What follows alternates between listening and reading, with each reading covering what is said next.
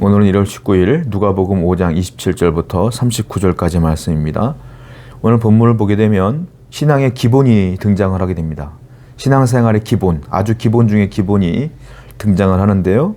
먼저 27절 읽어보겠습니다. 그 후에 예수께서 나가사 레위라 하는 세리가 세간에 앉아있는 것을 보시고 나를 따르라 하시니 그가 모든 것을 버리고 일어나 따르니라. 예수님께서 레위라가 하는 세리를 발견해요. 이 세리가 누굽니까? 마태입니다.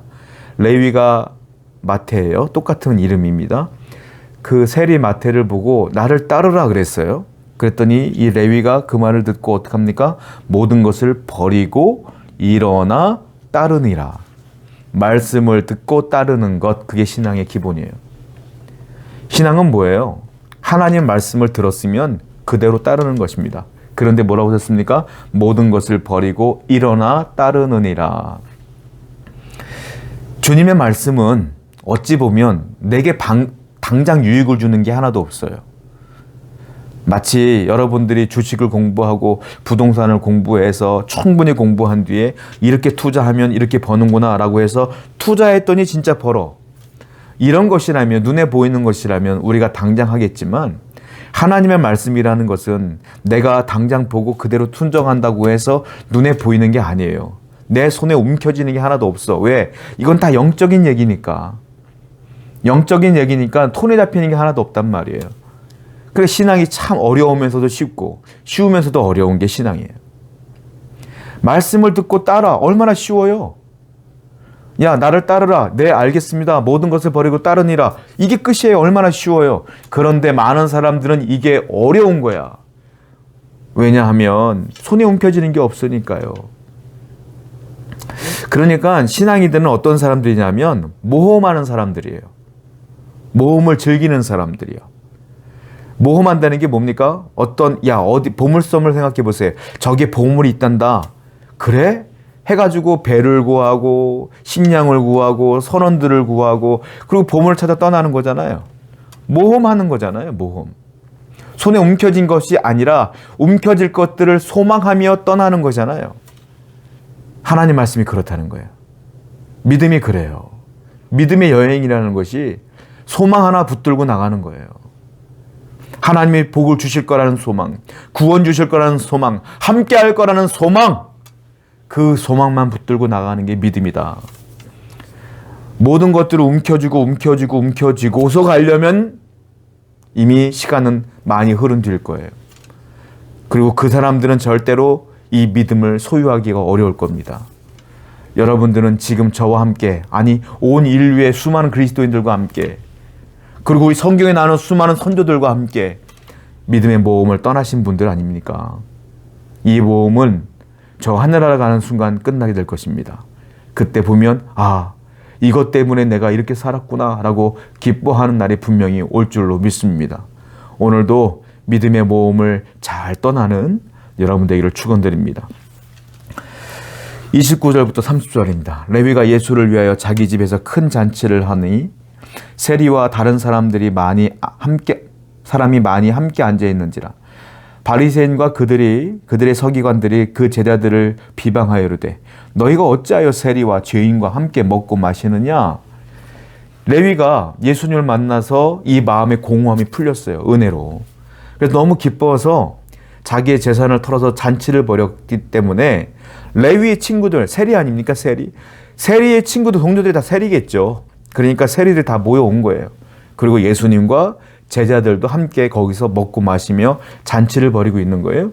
그때 누가 나타났어요? 바리새인들과 서기관들이 나타나서 지적질을 하기 시작해요. 예수요, 당신은 하나님 말씀을 증거한다는 사람이 돼서 죄인 중에 죄인 세리들과 함께 먹고 마셔? 라고 지적질을 하는 거죠. 우리가 잔치를 벌일 때, 기쁜 일이 있을 때, 좋은 일이 있을 때 항상 주위에 초치는 사람들이 있어. 그렇죠? 어딜 가든지 꼭 있어. 잔치집에 가면 술이 취해갖고 막 초치는 사람도 있는가 하면, 또 좋은 일이 있어서 다 축하해 하는데 어떤 사람 옆에 있다가 그건 말이야 축하할 일이 아니고 말이야 이런 일이 벌어질 거야 라는 초치는 사람도 있고, 그렇지 않습니까? 이 초치는 사람들은 이때도 있었어. 여지없이 바리새인들과 서기관들이 지금도 있어요. 교회는 없을까요? 교회도 있어요. 다 기뻐하고 은혜 나누고 행복해할 때 어떤 이는 거기서 반대 이야기를 하며 초치는 사람이 있어요. 그때 말하는 사람 상처 입고 그 대상이 되는 사람은 또 상처를 입는 경우가 있어요. 여러분, 초치는 사람들은 원래 있어. 원래 그러니 하고 넘어가야죠, 뭐. 예수님 때도 있었고 지금도 있어요. 여러분들에게 누가 상처를 줍니까? 그러려니 하세요. 그 사람에게 그 일이 복이 되지 않을 거예요. 하나님이 언젠가 훈계하고 하나님께서 야단치는 날이 올 거야. 그냥 여러분들이 그 사람들이 상처를 주면 상처 받으시고 그냥 기도로 하나님께 일러요, 그냥. 그리고 여러분들은 회복되시고 다시 은혜 받으시고 그렇게 사는 거예요. 때가 되면, 시간이 흐르면 언젠가 하나님께서 그 사람도 변화시킬 거고 아니면 그 사람 망하는 거지 뭘. 그런 생각을 갖고 여러분들 오늘도 힘을 내시고 승리하시는 여러분 되기를 축원드립니다. 31절과 32절입니다. 예수께서 대답하여 이르시되 건강한 자에게는 의사가 쓸데없고 병든 자에게라 쓸데있나니 내가 의인을 부르러 온 것이 아니요 죄인을 불러 회개시키러 왔노라.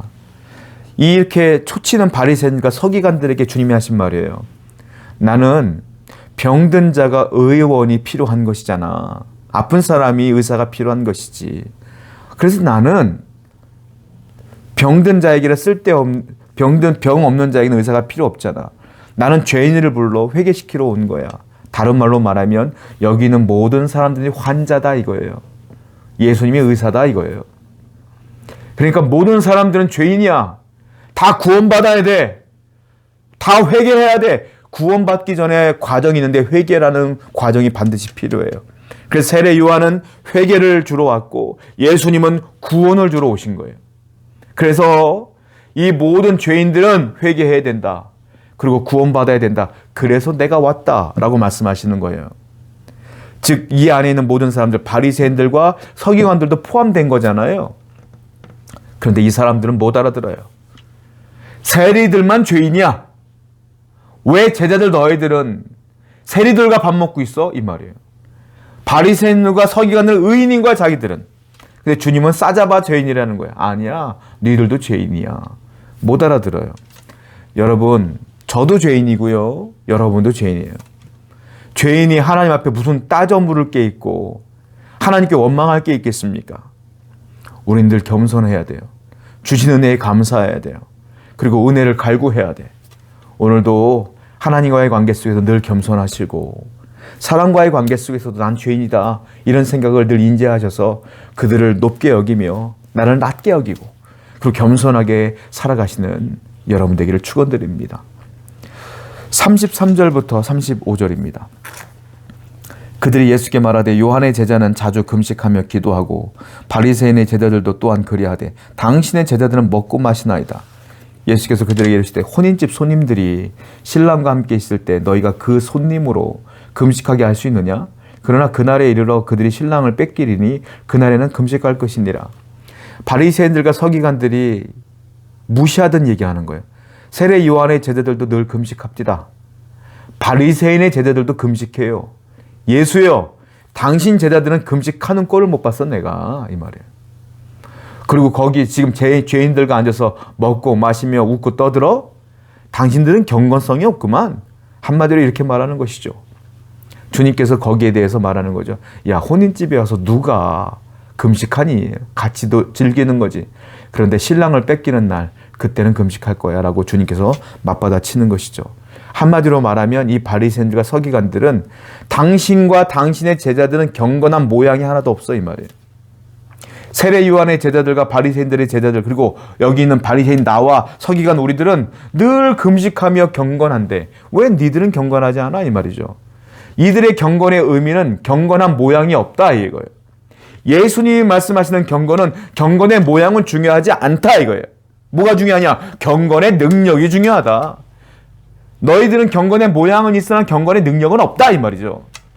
경건해 보이겠지 금식하니까. 그런데 너희들은 실질적으로 경건하냐?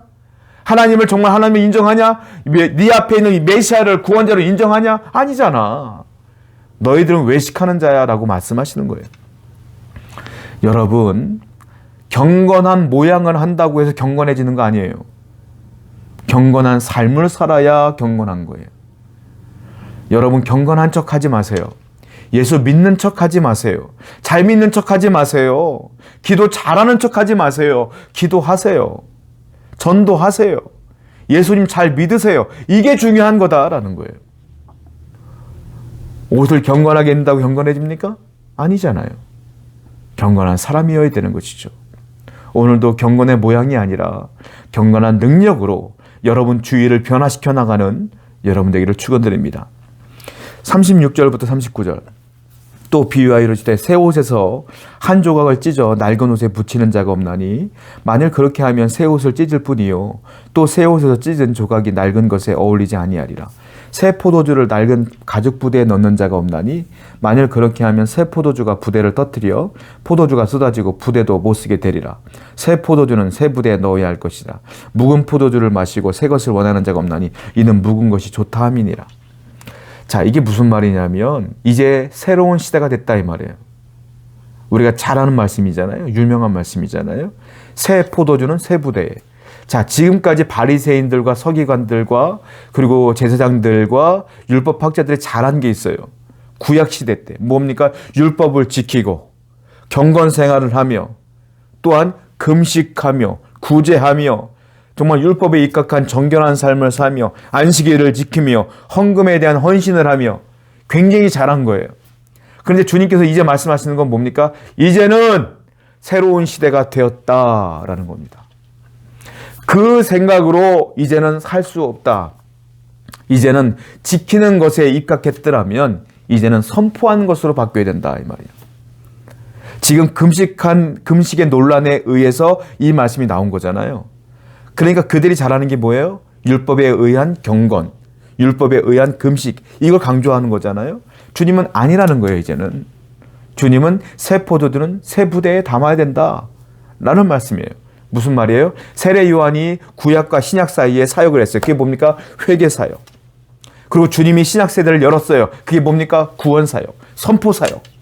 이제는 금식하는 것이 아니라 죄인들을 불러다가 회개시키고 회개한 백성들은 하나님의 영광을 선포하고 그리고 그 복음을 하나님을 알지 못하는 자들에게 전파하는 것, 전도하는 것, 이런 사역이 이제는 시작되는 것이다. 새로운 영적 세계가 시작된 것이다 라고 말씀하시는 거예요. 오늘날은 신약시대입니다. 여러분, 경건의 모양이 아니라 경건의 능력을 가진 자가 되어야 돼요. 그 경건의 능력은 무엇입니까? 주님을 선포하고 내 죄를 회개하고 그리고 하나님을 알지 못하는 자에게 복음을 전하는 것, 그것이 우리의 사명이에요. 오늘도 여러분 주위에 하나님을 알지 못하는 자들을 위해 복음을 전하는 여러분 되기를 축원드립니다. 기도합시다. 하나님 감사합니다. 오늘도 우리가 새 포도주는 새 부대에 담는 것처럼 새로운 영적 세계의 눈을 떠서 하나님께 늘 죄를 회개하고 복음을 전파하는 자가 될 수 있도록 인도하여 주옵소서. 예수님의 이름으로 기도드렸습니다. 아멘.